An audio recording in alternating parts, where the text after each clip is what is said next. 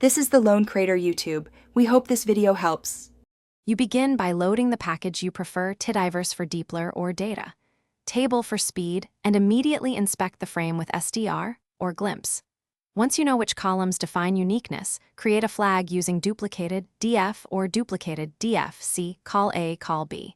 This reveals where duplicates start.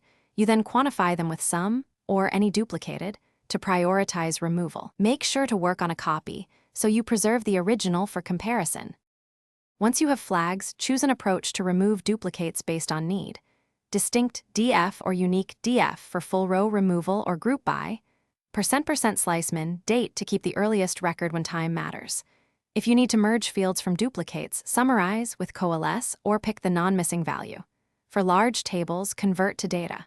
Table and use unique DT by equals C, call A, call B, or DT. SD which, min timestamp by equals. Call A, call B to be fast and memory conscious.